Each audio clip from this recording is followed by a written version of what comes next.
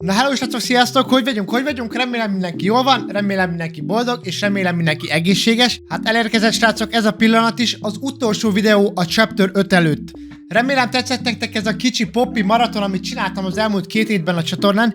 Hány videót raktam ki? Na várjunk csak. 1, 2, 3, 4, 5, 6, 7, 8, ezzel együtt 9, az azért nem semmi. 2 hét alatt 9 Poppyval kapcsolatos videót raktam ki most a csatornára, úgyhogy ha esetleg te még új vagy itt, akkor most felteszem neked az egyik sarokba az i betűnél a Poppy lejátszási listámat, és meg tudod nézni az elejétől egészen a végéig, 1-től a 4. chapterig, magyar szinkronnal vagy magyar felirattal, és mellette VHS felvételes videókat is vettem fel és raktam ki, és azok is magyar feliratosak, úgyhogy minden magyarul megtalálsz a i betűnél.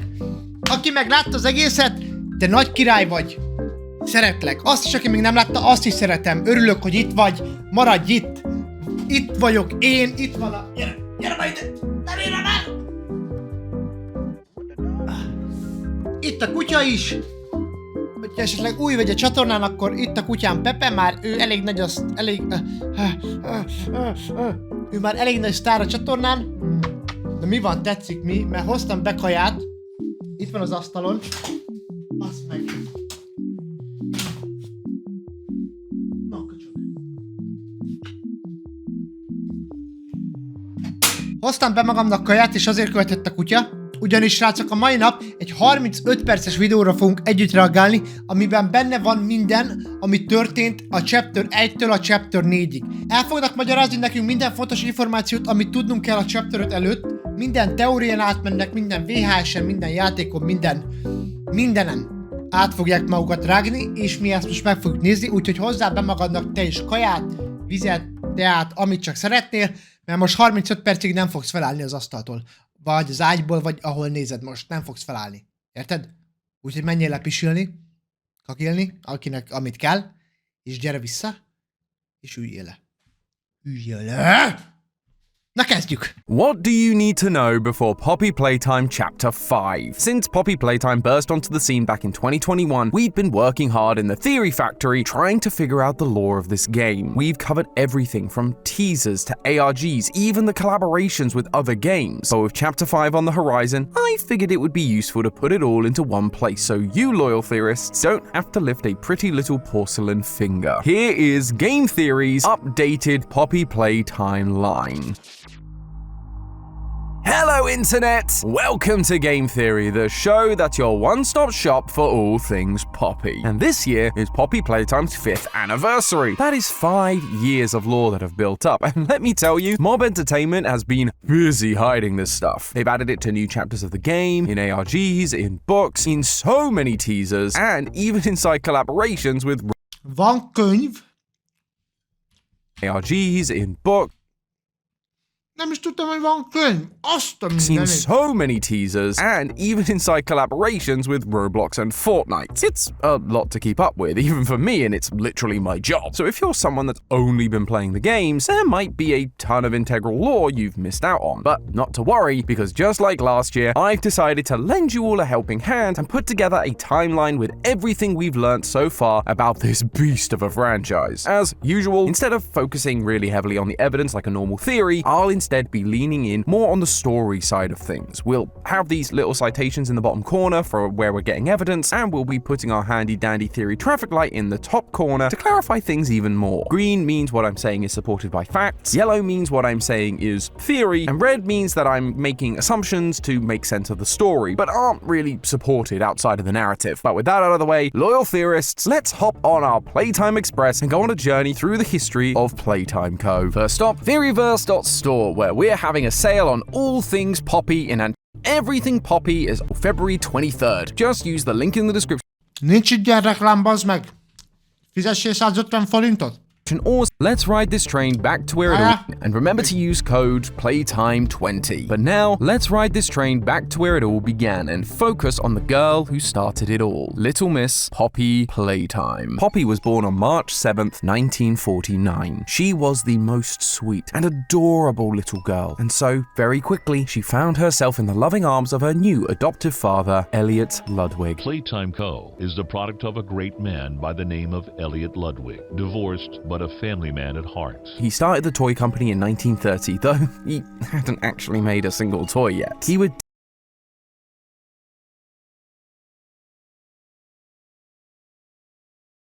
A great man. her new adoptive father, little girl, and 1949. She was the most sweet and adorable little girl, and so very quickly, Little Miss Poppy Playtime. Poppy was born on March 7th, 1949. She was the most sweet and adorable little girl, and so very quickly, she found herself in the loving arms of her new adoptive father, Elliot Ludwig. Playtime Co. is the product of a great man by the name of Elliot Ludwig, divorced but a family man at heart. He started the toy company in 1930, though he hadn't actually made a single toy yet. He would tell Poppy stories while he held her, about how his wife left him the same year he started the company, and as a result, he lacked any true inspiration until he met her. The next year, 1950, he created what would soon be the most famous toy. Poppy Playtime! Poppy's as lovable as a real girl, and she talks like one too. Hi, my name is Poppy. I love you. This doll was revolutionary. She wasn't just a doll who talked, she was a doll who listened. A doll like this had never existed before. People loved her, but no one loved her more than Poppy herself. She loved all of her father's creations. She was always enamored by his genius, not just in how he managed to make Poppy a household name, but because he was doing something no one else was. She knew the reason these toys were able to talk and listen was because they were truly alive. Her father would tell her about his love for science and embryology, and how he used that in his toy-making process to create Poppy Playtime in the first place. Most children would have been put off when they found out their favorite toy was filled with squishy, bloody stuff, but not Poppy. Although he did warn her not to take it apart and show people, just like the rest of his employees. Even though she loved it, the rest of the world wouldn't understand. He also put a clause in the instructions stating that if Poppy was taken apart by untrained personnel, she would break immediately and no refunds would be given, just in case. As time went on, the Poppy doll became more than just that year's most popular toy. She became an icon. Poppy was the new face of the company. They even built a Poppy Playtime theme park, and the real-life Poppy was getting to enjoy everything that came with being the heir to a successful toy company. To her, the factory was absolutely magical. She loved how she got to see new toys getting made. She loved exploring new parts of the factory. This was just the beginning of a long and happy life for her, and she was excited to go and visit Playtime factories all over but she never got to visit those factories. Well, at least not as she currently was. In the 1960s, an unfortunate family death had pushed Ludwig down to his lowest. But with so much ambition, he rose back up and continued to fulfill his vision for the Playtime Co. toy factory. Poppy woke up on an operating table, her eyes blurry, but as they came into focus, she saw medical equipment, scientists, and most importantly, her father. But something was different about him. His haircut was the same. He was still wearing the same old stuffy pressed suit, but his face looked older, years older. It felt like she had woken up from a deep sleep. It's impossible for someone to look so different in such a short amount of time, and yet he did. However, he's not the only one that changed. As she looked down at her limbs, she realized that the fleshy legs she used to run around the factory had been replaced with porcelain. Her hair was now an unnatural fiery red.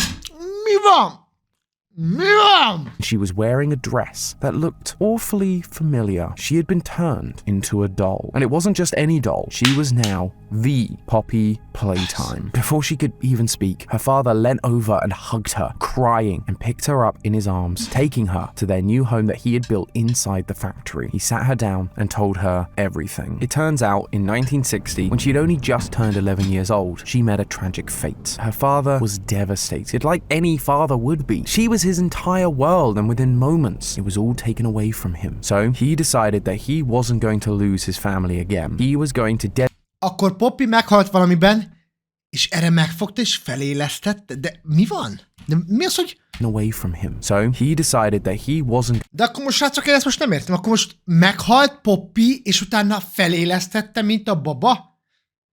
Tehát akkor meghalt Poppy, és utána visszahozta őt az életbe? Going to lose his family again. He was going to dedicate the rest of his life to bringing her back. And he was going to use the science of embryology to do it, just like he had used it to make the original Poppy. Feltámasztott valakit a halálból? Az kemény. Az... Hát már úgy feltámasztott, hogy baba lett, de... Make the original Poppy dolls. The trouble was, that plan was its life to bringing her back. He was going to use the science of embryology to do it, just like he had used it to make the original Poppy dolls. The trouble was, that plan was going to require time, research, and most importantly, money. So, Playtime Co. developed new toys like Bron the Dinosaur and Boxy Boo to continue to bring in money from the next generation of kids. They weren't nearly as successful as Poppy, but beggars can't be choosers. More employees were also brought in on the back end, like Mr. Eddie Ritterman and Mr. Leith Pierre, to support the business side of things so that he could focus on his new initiative, the Young Geniuses program, a program where young people would be brought into Playtime Co. headquarters as an apprenticeship of sorts. He wanted the best and brightest young minds to tackle the universe's most unanswerable questions. And what is more unanswerable than death itself? Her father sounded so proud as he told her stories of him and his new team of whiz kids, how they performed hundreds of experiments, all with the goal of her revival, using lab rats to test their theories about how the poppies that resided in the scent of her new body's hair were somehow the key to all of it. Although there were times he got sad while retelling these stories, usually whenever he remembered a young man by the name of Harley Sawyer. He was incredibly smart, but unfortunately he had a bit of a temper and an utter lack of humility, which led her father to make the difficult decision to let him go. Her father had hoped that this would be a learning moment for him, that he would go on to become a better person the more he experienced the wonders of humanity. Maybe one day he could even return to the factory. But the part that he was most proud of, the part that he got the most excited talking about, was when he got to experiment 1006. Its body was made of a mix of machine parts and organic matter, combining his love of engineering and embryology. But the reason he was so proud was because it worked. Their brain worked exactly as hoped. It was proof that real consciousness could exist in an unnatural body. This was the sign they needed. They knew that their attempts at Poppy's resurrection may truly be possible. So they dubbed experiment 1006 the prototype. It wasn't physically what they wanted, but it was enough so that they could move on to the real deal. Experiment 1007, her. As Poppy would sit with her father listening to these stories, she was happy. Someone loved her enough to go to all this trouble. He even signed a contract with Warren Buck Construction Company in 1972 to expand the factory, including a corridor leading straight to her father's office from their new home so that he could visit whenever she wanted. Although, even still, she couldn't help but feel a little sad. He said he did all this for her, but he always seemed distracted, haunted even. The one that got away, Harley, always bugged him. He wished there was something he could have done to save him, but when he joined the Young Geniuses program, he was too old to have his mind changed. If her father wanted to change the world with bright young minds, he needed to start younger. And one day, when he was looking at Poppy, an idea went off in his head. That is why it is with enormous pleasure that as the founder of Playtime Co., I announce Playcare, our very own on-site orphanage. But it's not only that. It's a school, a playhouse, a place to belong. It was a giant underground facility, a place that would take in orphans like he did for Poppy all those years ago, acting as both a home and a school for them, teaching them in the ways they should go. He hired a nice lady named Stella Graber to take care of the majority of Playcare's operations. While Poppy was sad that she couldn't interact with these children, she needed to be kept safe and in good condition. Hearing these formerly broken and abandoned souls laughing did put a smile on her face. But the orphans did see her on occasion, from a distance at least, and they adored her. They draw pictures which her father would bring from his office to their home to show her, and that was more than enough for her. However, as was becoming usual, her father would often have to cut their time together short. Other men at the company would come and try to talk to him, and it didn't sound like they were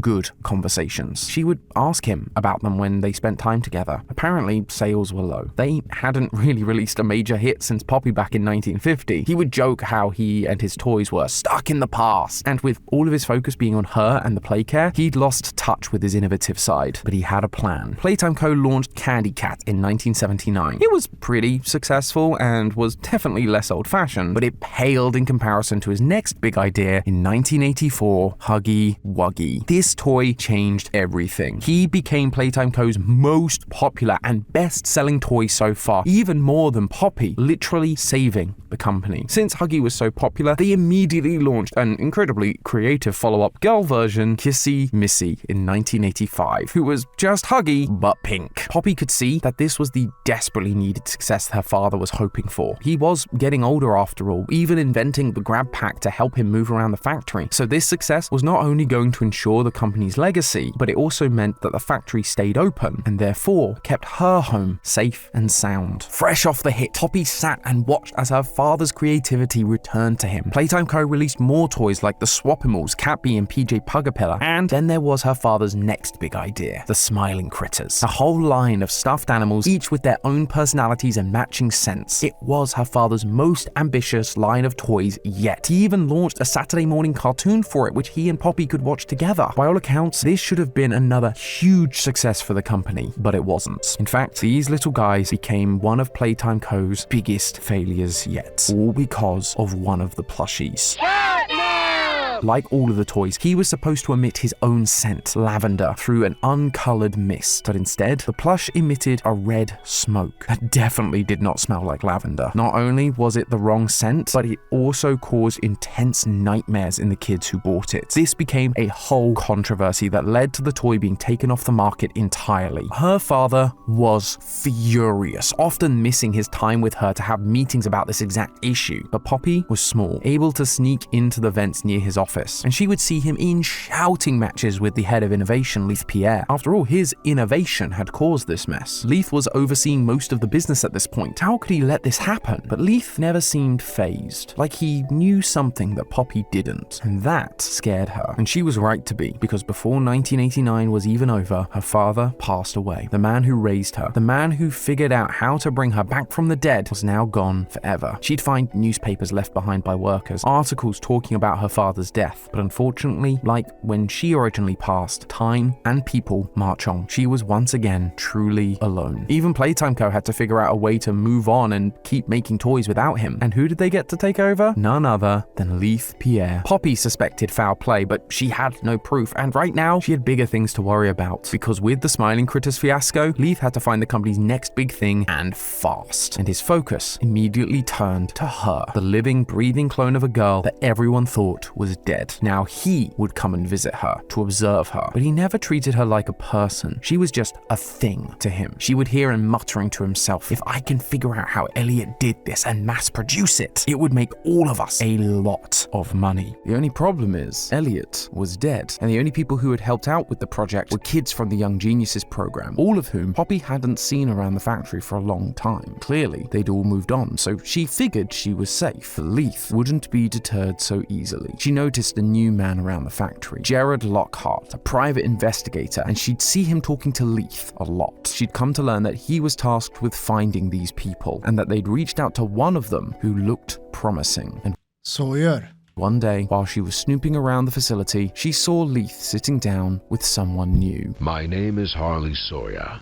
I'm called the Doctor. Her eyes widened. This was the man her father had warned her about, the one who lacked humanity in his research. Jó, akkor na most már úgy megkezdem érteni, hogy akkor Elliot Ludwig, aki kreálta ezt az egész gyárat, a Playtime CEO-t, ő jó volt. És ameddig ő élt, addig minden jó volt. Tehát addig nem volt semmi rosszaság, tehát akkor az árvaház is, na minden azért épült, mert ő egy jó ember volt. És amikor meghalt, kezdődött a szarlavina elindult. But maybe it's okay. Maybe her father had her about The Doctor. Her eyes widened. This was the man her father had warned her about, the one who lacked humanity in his research. But maybe it's okay. Maybe her father had succeeded. Maybe all of these years away had helped him. Giant toys. We can increase our workforce and simultaneously decrease the number of lawsuits and people on our payroll. After a few weeks, in January of 1990, Harley began to appear in Poppy's home. He was baffled by her existence and would often scoff at the idea that her soft father could ever have accomplished this. Nevertheless, he had, and so the poking and prodding began. It's been weeks and weeks of taking things out and putting them back in and taking things out and putting them back in over and over and over. Everything he did was filled with an anger, a bitterness towards her father, like he was trying to outdo him. He was willing to do anything that it took for the advancement of science. Poppy wasn't the only one he was doing this to either. Harley would often talk frustratedly about how she and another experiment were so difficult to work with. 1006, the prototype. Poppy remembered that name from all those years ago when her father told her about her creation. They had since been turned into a jester-like character, so they would somewhat blend in with the old-fashioned toy factory at the time. But now, she knew Harley was also prodding them for answers. Whoa. What's that? I just built a budgeting app in Base 44. Guys, Nina just built an app. Impossible. Nina can't code. Interesting. Can it generate?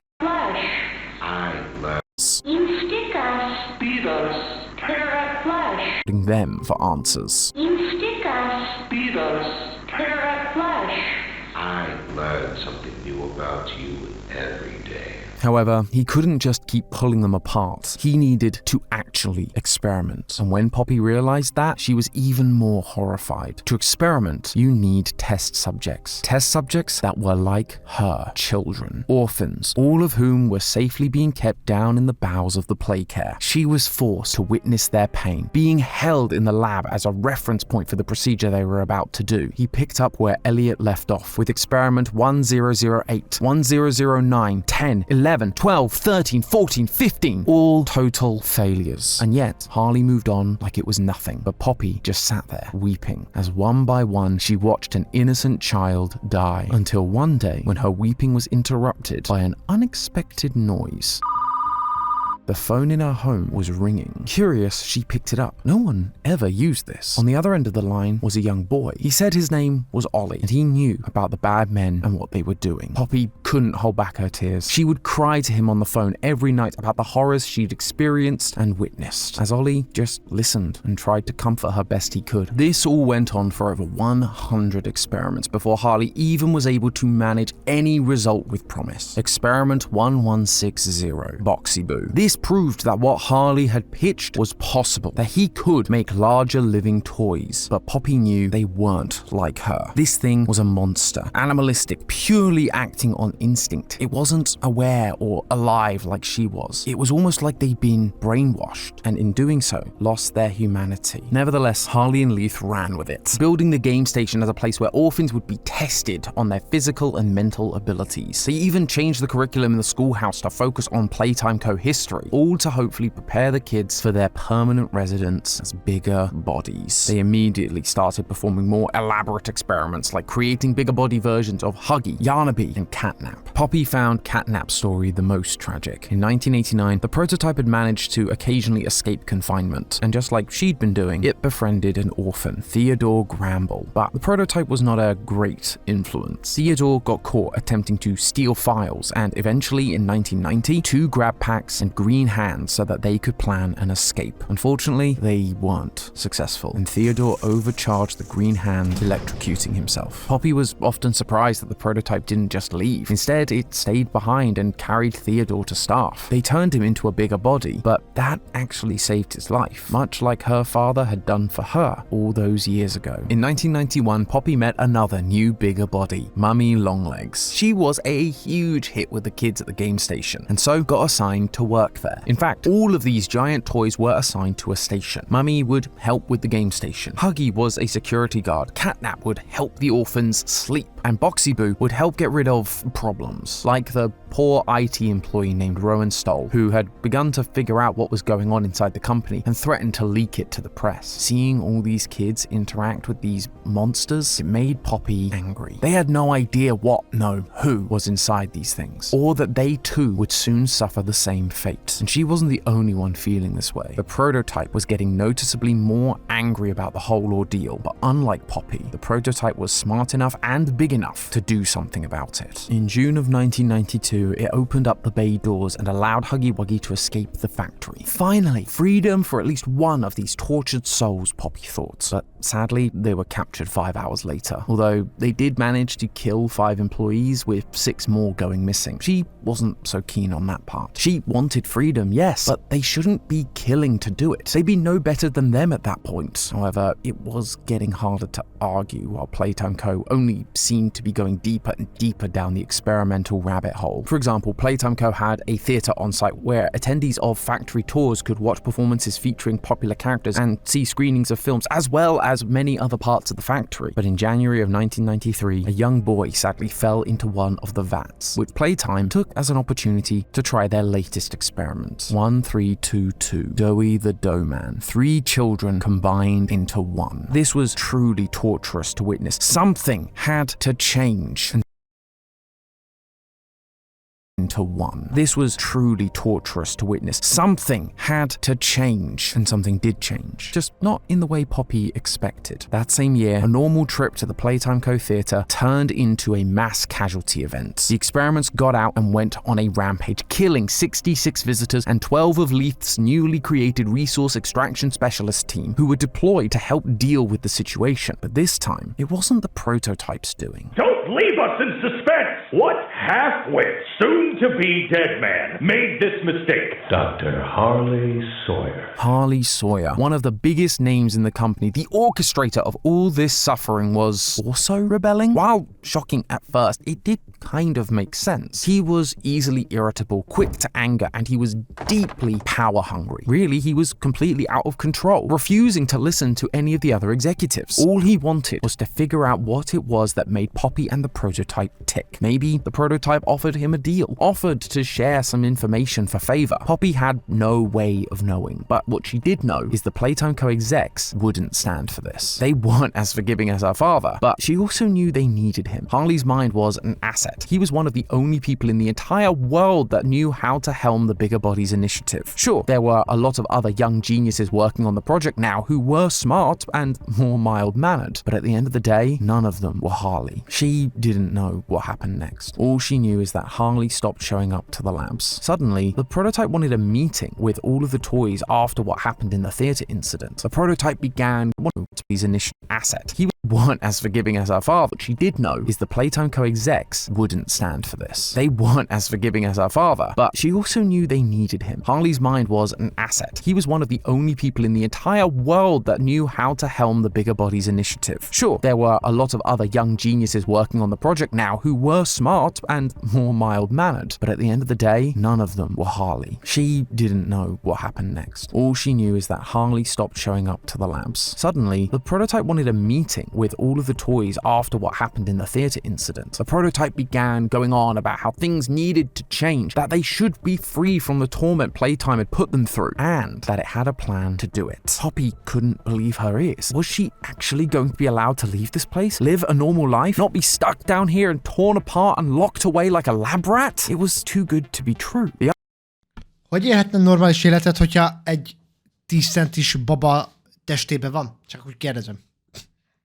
Other toys thought so too, and so agreed to unite alongside the prototype. The plan was that one day, while on their specific duties, the prototype would deactivate a bunch of Playtime systems, allowing the toys to roam free and escape. They called it the Hour of Joy, but they needed one last hand before they could execute the plan. Playtime Co. had upped their security since Huggy's escape. Now, to deactivate everything, the prototype needed something called the Omni Hand. Poppy knew about this hand. She'd seen the executives use it throughout the factory. The Warden, Leith Pierre, Eddie Ritterman, and Stella Graber. Eddie and Leith were out of the question. They were all big on the experiments and weren't likely to give up the hand. The Warden was a potential option, but then Poppy piped up. Stella would be perfect. She'd seen Stella around the playcare, and despite approving of the experiments, she was clearly at the end of her rope. Maybe they could appeal to her love and care for the kids and get her to help them. Prototype agreed, though they also knew Stella wouldn't be enough on her own. Fortunately, Stella had been communicating with other scientists about their displeasure. Scientists looked like Preston Willard. And so the prototype began sending VHS tapes as well as a phone to Stella. When she heard what it had to say, she folded and agreed to help, waiting for the prototype signal to use the Omni-hand to deactivate everything, having staff members untie and release the giant toys so that they could all go free. That wasn't exactly how it went though. The hour of joy happened on August 8th, 1995 at 11 a.m. On that morning, almost every single employee who decided to show up to work was brutally murdered. Huggy broke from his statuesque form and attacked guests in the lobby. Catnap played with scientists like they were cat toys. Even Kissy attacked her captors, the ones who had untied her in the first place, the ones that thought they were helping the cause. It was a complete and total massacre. It was awful.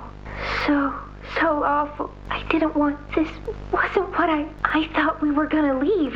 Leave the factory. Not this. The prototype had made a secondary plan without Poppy. She didn't realize this would be the result. She wouldn't have agreed to it otherwise. She saw people who she had known her whole life get slaughtered before her own eyes. Some people had absolutely no idea these experiments were even going on. They were completely innocent bystanders. Immediately, she marched to the prototype in a rage. How dare you do this? The prototype stared at her and in its jumble of voices explained that they could never leave the factory again. If they did, they'd just be captured and experimented on by different people. Poppy still couldn't get over this betrayal, but deep down, she knew the prototype was right. At the same time, prototype began disappearing more and more, sneaking away secretively, working on something. Poppy wasn't sure what to make of it until one day as she was walking around the factory, she heard a voice she'd never expected to hear again. You know I'm still your best shot at cracking that secret. What? How? How was he still alive? Why was he still alive? How could the prototype work with him after all he's done? And what were they working on? Toys? Experiments? The orphans had been locked up and kept safe. They'd gathered all the orphans after the hour of joy. Had they just picked up right where Playtime Co. left off? Poppy couldn't believe what she was seeing. She had to tell the others. Thankfully, there were others who were willing to listen. They weren't particularly happy with the new arrangements, or with the fact that they were now being encouraged to eat the remains of humans in order to survive. They wanted to be free, and so experiments like Doughy, Kissy, and a bunch of the smiling critters all agreed to team up and defy the prototype, while also protecting those they could. Poppy agreed to join them, but she warned them the only way to stop the prototype was to destroy this entire facility, taking them all with it if it came to that. The toys were naturally nervous, but they knew the prototype needed to be stopped. Some speculated about what happened to Harley. Maybe Leaf decided to turn him into one of his own creations so they could still use him. Maybe he'd managed to get a hold of one of the Omni-hands from the executives. All things were possible, but for now, they needed to focus on stopping the prototype, and Poppy was going to be the one to do it. At least that's what everyone kept saying, but Poppy was conflicted. She cared deeply about these toys, but she also knew the prototype was right and that they could never, ever be free. She had to destroy everything. But then what about all these toys who looked up to her? Did she really want to kill all of these innocent children? One day, the pressure just became too much, and she ran away with cat toys. But she also, everyone kept saying, but Poppy prototype and Poppy tips, all things were possible, but for now, they needed to focus on stopping the prototype, and Poppy was going to be the one to do it. At least that's what everyone kept saying, but Poppy was conflicted. She cared deeply about these toys, but she also knew the prototype was right and that they could never, ever be free. She had to destroy everything. But then what about all these toys who looked up to her? Did she really want to kill all of these innocent children? One day, the pressure just became too much, and she ran away. Poppy would wander the now hallowed halls of Playtime Co., crying over what happened. Occasionally, she'd find employees that had somehow survived the hour of joy. One such employee was Preston, the one who Stella had gotten to help execute the plan. But when she looked at him, she saw the same face of guilt that she saw every time she looked in the mirror. This wasn't what either of them wanted. She warned them that if she could find them, so would others. They needed to move on, and that if anyone asked her about what she saw, she would have to tell them under fear of what the prototype would do to her. It wasn't enough to save them though. On another one of her outings, she found Preston's name tag. Just like she'd warned, he'd been found. She wished she could have saved them, but there was nothing more she could have done without sacrificing her own life. All she could do was add a note of her own to his, and then put his name tag back on his old desk. It seemed like the right thing to do, a burial of sorts. As she did, a distressed catbee watched her from the corner. She thought she recognized those eyes. Preston? That's when she felt a metallic hand grab her porcelain ankle. Next thing she knew, she was back back in her home, the home her father had made for her all those years ago. Only this time, she was trapped in a glass box filled with the infamous red smoke. She banged, crashed, and threw herself at the glass trying to get out, but it was no use. This tiny body her father had given her wasn't strong enough. At that moment, the prototype creeped out of the shadows. I'm so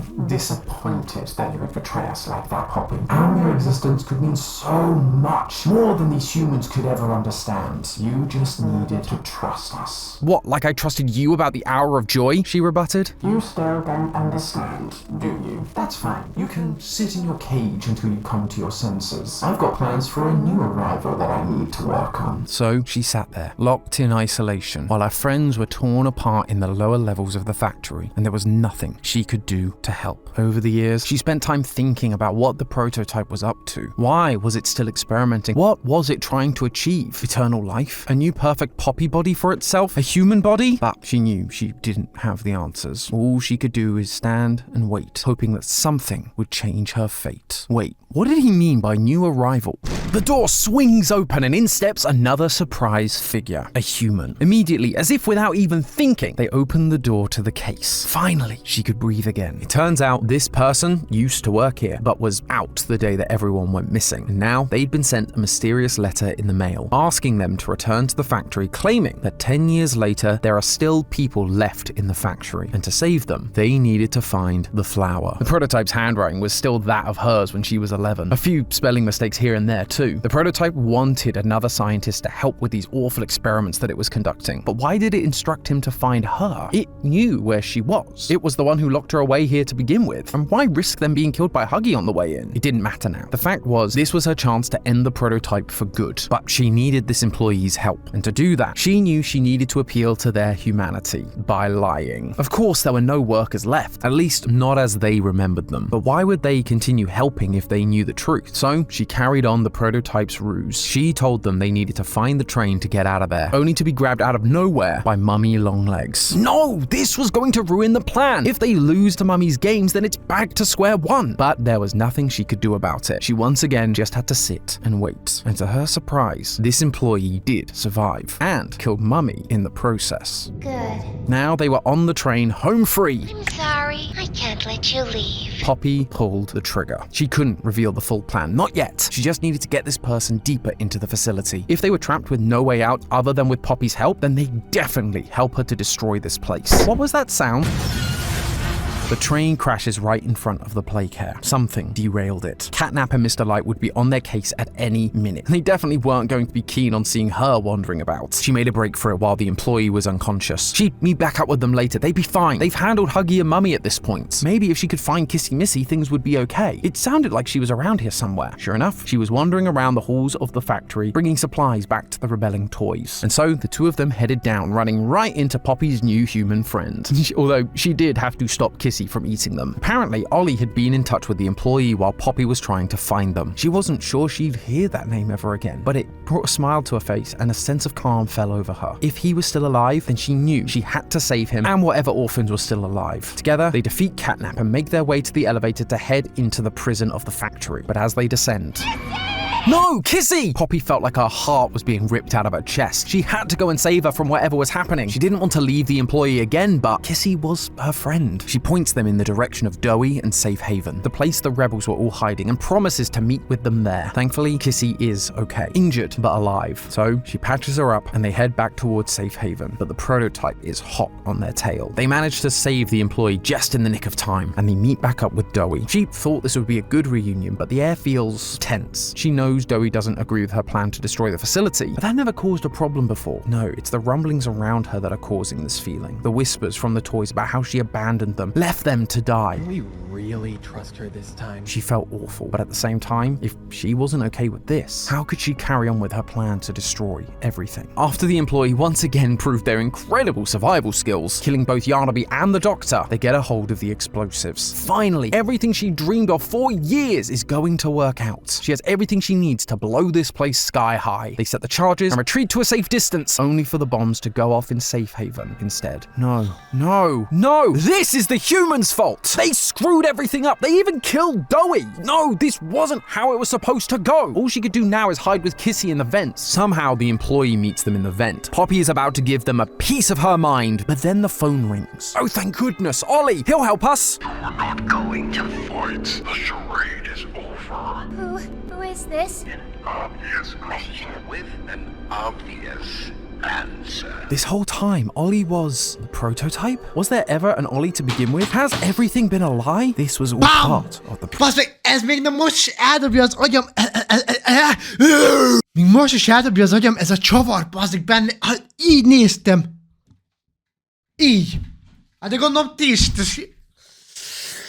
Hogy megcsinálták, öcsém? Prototype's plan. It needed this employee, but more importantly, it needed her. It needed her to witness everything that had been going on. It needed her to see things as it did. And so it tricked them and led them here. And now that everyone is out of their way, the prototype is coming for them both. She couldn't let the prototype catch her, not again. So she did the only thing she was good at. She ran away, abandoning Kissy and the employee. As she ran, she heard another explosion in the distance. The vent they were in had collapsed. Maybe they'd survived. Lord knows this human has survived worse. But right now, all she could think about was escaping. She's chased down by other experiments in the vents, the wrong side outermost. Expected. The prototype wasn't going to let her get away that easily. But in her panic, she misplaces her step and ends up falling down into an unknown room. As she regains consciousness and looks up, she finds herself face to face with another toy she'd not seen in a while. Lily Love Braids. And that, loyal theorist, is everything we know before Chapter 5. I know I said the last timeline would be the last time I did it all in one video, but YouTube is now encouraging longer videos, so I figured I'd give it a try. But oh boy, does this make me excited for the next installment. I actually feel pretty good about this timeline. The dates and order of events feel much more solid this time around. Last time I had a few pieces that were just kind of guesstimates, but now things feel far more solid, or at least strongly theorized. Although that doesn't mean it's all perfect. I wanted to try and tell this story from Poppy's perspective just to do something different, and naturally there were some contrivances with that. Sometimes Poppy clearly knows things. We just don't know how she knows things. So I kinda had to fill in the gaps. Or there's just no way she would be able to know a thing, but for the sake of a timeline, I wanted to make sure we mentioned that detail. I'm also aware of how much less impact the final part of the story has when we play as just some employee. I was convinced for a long time that we play as PW from the book, and then the ARG brought him back and gave us his full name, so it felt like he was going to be important. Maybe I was right all along. And then in the final week of the ARG, Poppy finds his name tag and we hear the prototype talking to Preston, only to reveal a Cappy toy with human eyes. So sadly, I don't think it's him. Maybe we'll finally find out who we are in Chapter 5, and who knows, maybe Preston will still be important, like a toy that helps us around the labs. We're definitely hurting for allies at this point, but I guess we're just gonna have to wait and see. In the meantime, theorists, remember, that's just a theory. A game theory! Thanks for watching. Szerintem nekem ez a videó ez teljesen elmagyarázott mindent, és sok mindent megtanultam most, mert a játék előtti részből is ugye most mondott nekünk dolgokat, amiket én egyáltalán nem tudtam. Az, hogy Anna Ludwig az Poppynak az apja volt, de amúgy, mint hogyha valamelyikötök írta volna, hogy nem tudom, melyikötök írta, azt kérlek szépen írja el megint, hogy most tudjátok, hogy ki a prototípus. Na, valaki írta, hogy tudja ki a prototípus. Nem akarok hülyeséget mondani, de talán azt mondtátok, hogy Lead a prototípus? Mert ebben a videóban nem mondta el. Tehát na most akkor nem tudom, hogy ti ezt honnan szedtétek, aki írta. Talán azt mondta, hogy Lead. Vagy Ludwig, már nem, az baj, már nem emlékszem. Azt kérlek szépen az írja le, és az írja le, hogy miért gondolja ezt, mert ebben a videóban nem volt szó ilyesmiről, hogy tudjuk, hogy ki a prototípus. De viszont arra én is nagyon kíváncsi vagyok, hogy most már megtudjuk, hogy kik vagyunk mi. Hogy kivel játszunk. Mert biztos, hogy valami fontos szereplő vagyunk, amúgy nem csak így random alkalmazott, nem? Úgyhogy srácok, ennyi volt a Chapter 5-re hangolódás, szerdán érkezem a Chapter 5-tel, vagy csütörtökön, ahogy kijön, már nem tudom. Úgyhogy akkor találkozunk legközelebb, nagyon kíváncsi vagyok, remélem, hogy ti is annyira várjátok, mint én, és remélem, hogy velem együtt fogjátok átélni ezt. De hogyha nem, az se baj, a lényeg, hogy átéljétek, mert ez biztos nagyon jó játék lesz. Addig is köszönöm szépen, hogy itt voltatok, vigyázzatok magatokra, sziasztok!